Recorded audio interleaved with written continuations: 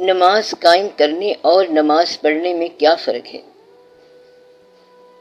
دفتر جانا، کاروبار کرنا اور پھر گھر آنا، ان میں سے وقت نکال کے انسان نماز پڑھتا ہے یا نماز ادا کرتا ہے، اور جس نے نماز قائم کر لی وہ نماز میں رہتا ہے، اور وہ درمیان میں وقت نکال کر بچوں کو دیکھ آتا ہے، گھر کے کام کرنے کے لیے وہ نماز سے وقت نکالتا ہے، اور دوسرا آدمی اپنے کام سے نماز کے لیے ٹائم نکالتا ہے۔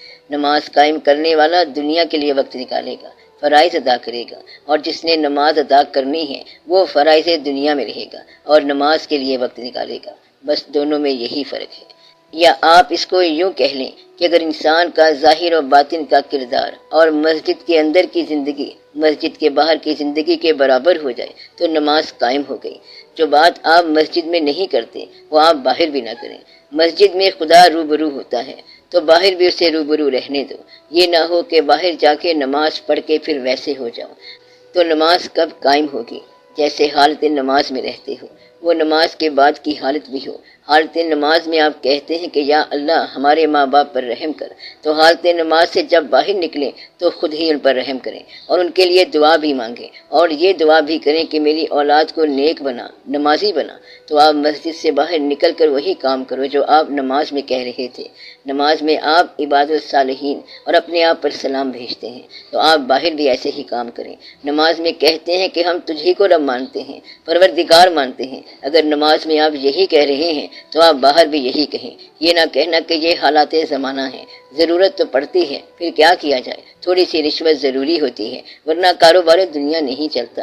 تو اس کا مطلب یہ ہے کہ نماز قائم نہ ہوئی۔ نماز قائم کرنے کا مطلب یہ ہے کہ نماز میں کہے ہوئے الفاظ کا استعمال عام زندگی پر ایسے ہو جائے کہ اطلاق مطلق ہو جائے۔ اگر اطلاق مطلق نہیں ہوتا تو سمجھ لو کہیں نہ کہیں گڑبڑ ہے۔ یہ نہ کہنا کہ میں جو اللہ سے بات کر رہا تھا وہ یہ بات تو نہیں تھی۔ تو اگر اللہ سے بات اور بندوں سے بات میں فرق ہو جائے، یعنی آپ کے کردار میں فرق آ جائے، آپ کی ادائیگی میں فرق ہو جائے، تو پھر آپ سمجھیں کہ نماز قائم نہیں ہوئی۔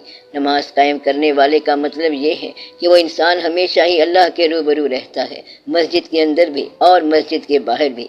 جس طرح اقبال رحمۃ اللہ نے کہا ہے کہ بندہ و صاحب و محتاج و غنی ایک ہوئے، تیری سرکار میں پہنچے تو سبھی ایک ہوئے۔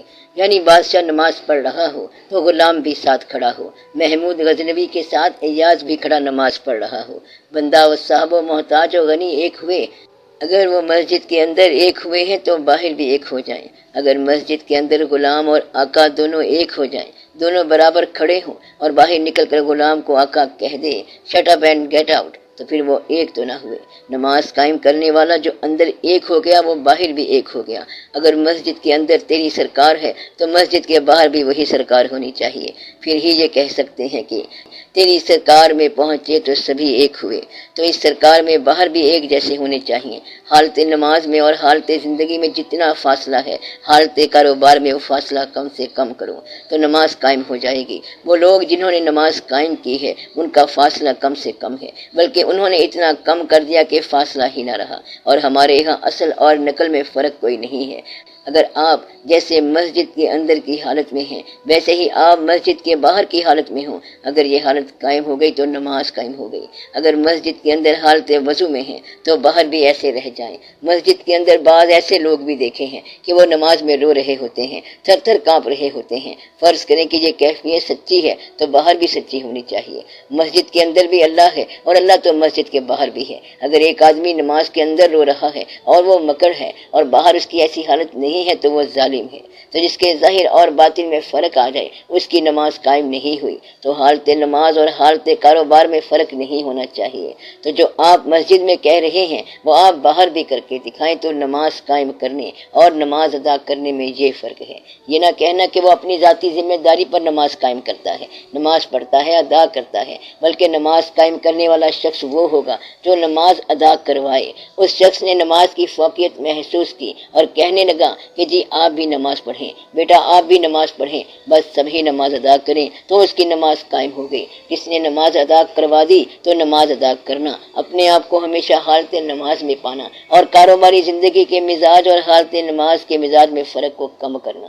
یعنی جب آپ مسجد میں کہہ رہے ہیں کہ ہم تم کو رب مانتے ہیں اور تمہیں سے مدد مانگتے ہیں، تو مسجد سے باہر یہ سب کر کے دکھانا، اور مسجد کے اندر اگر آپ جھگڑا کر رہے ہیں تو پھر آپ نماز کیا قائم کریں گے؟ بہرحال جو کچھ مسجد میں جائز ہے، حالت زندگی میں وہی کچھ ہونا چاہیے۔ زندگی مسجد میں لے جاؤ تو زندگی مسجد کے برابر آئے، مسجد زندگی میں لے جاؤ تب برابر آئے۔ تو جن لوگوں نے فاصلے کم کر دیے ان لوگوں نے نماز قائم کر دی، اور اگر فاصلے نہیں کم ہوئے تو نماز قائم نہیں ہوئی ہے۔ تو نماز قائم کرنے والے توجہ سے نماز قائم کریں، حالت نماز اور حالت کاروبار میں فرق نہ رہے۔ تو جو مسجد میں خدا سے کہہ رہے ہو، خدا کے ساتھ باتیں کر رہے ہو، وہ کاروبار میں بھی کرو۔ اگر مسجد کے اندر خدا حاضر ہے تو مسجد کے باہر بھی آپ اسے حاضر سمجھو۔ اللہ ہر وقت اور ہر جگہ موجود ہے۔ یہ نہ سمجھنا کہ ٹی وی کی طرح آن کر دیا اور پھر بند کر دیا، یہ نہ کہنا کہ تھوڑی سی رشوت لی تھی، حالانکہ میں رشوت نہیں لیتا ہوں، بس اس نے زبردستی میری جیب میں ڈال دی، کیونکہ یہ پیسے آگے بھی دینے ہوتے ہیں اور اس میں بڑے بڑے لوگ شامل ہوتے ہیں۔ آپ یہ کبھی نہ کرنا۔ یہ نہ سمجھنا کہ اس وقت خدا موجود نہیں ہے، تو اللہ جس طرح مسجد کے اندر ہے ویسے ہی مسجد سے باہر ہے۔ تو جب حالت نماز اور حالت کاروبار برابر ہو جائیں تو نماز قائم ہو جاتی ہے۔ آپ کو بات سمجھ آئی ہے؟ تو وہ لوگ جو باپ سے ڈرتے ہیں، باپ سامنے ہو تو ڈرتے ہیں، اور باپ سامنے نہ بھی ہو تب بھی ڈرتے ہیں۔ اس سے پوچھا کہ کیا ہوا تھا، تو وہ کہتا ہے کہ مجھے خوف آ گیا تھا۔ خوف کیوں آیا؟ کیا تمہارا باپ وہاں تھا؟ تو وہ کہتا ہے کہ میرا خیال ہے کہ وہاں تھا۔ تو جو اللہ کو حاضر سمجھ کر ڈر جائے کہ وہاں اللہ نظر آ رہا تھا تو اس کی نماز قائم ہے۔ تو اس لیے اللہ تعالیٰ نے فرمایا کہ وہ لوگ جو اللہ سے غیب میں ڈرتے ہیں، یہ ان کے ایمان کی بات ہو رہی ہے۔ تو وہ لوگ جو غیب میں ڈرتے ہیں اور وہ لوگ اللہ پر ایمان لائے بالغیب، یعنی دیکھے بغیر، اب وہ اس لیے ڈر رہے ہیں کہ دعوت گناہ تو ہے لیکن اللہ دیکھ رہا ہے۔ تو نماز قائم کرنا پیغمبری شعبہ ہے۔ ایک پیغمبر کو جب دعوت گناہ دی گئی تو انہوں نے یہ نہیں کہا کہ تو نے مجھے گناہ کی دعوت کیوں دی، بلکہ انہوں نے کہا کالا معاذ اللہ کہ میں اللہ سے ڈرتا ہوں۔ تو حالت گناہ کے وقت معاذ اللہ کہہ دیں تو گناہ قریب نہیں آئے گا۔ تو گناہ کی دعوت کے باوجود گناہ نہ کرنا، یہ نماز قائم ہو گئی۔ تو جب دعوت گناہ موجود ہے، وسائل ہیں، گنجائش ہیں، امکانات ہیں، اور انسان اگر یہ کہہ دے کہ میں اللہ سے ڈرتا ہوں تو نماز قائم ہو گئی۔ ایسا شخص کہتا ہے کہ جہاں میں ہوں وہاں اللہ ہے، اور جب تک میں ہوں تو اللہ میرے ساتھ ہے۔ تو وہ مسجد کے اندر یہ نہیں کہتا کہ یا اللہ ہم آپ سے رحم کی التماس کرتے ہیں، ڈرتے ہیں، اور آپ ہم پر مہربانی فرمائیں۔ یہ باتیں تو مسجد کے اندر ہیں، اور مسجد سے باہر آ کر وہ کہتا ہے کہ اللہ ہم پر مہربانی فرمائے اور ہمارے کام میں دخل نہ دیا کرے۔ کچھ کاروبار ایسے بھی ہوتے ہیں جہاں اس کا دخل نہیں ہونا چاہیے، تو ایسے شخص کی نماز قائم نہیں ہے۔ بس آپ منافقت نکال دیں۔ اس کا اصل مدعا ہی یہ ہے کہ منافقت نکال دو۔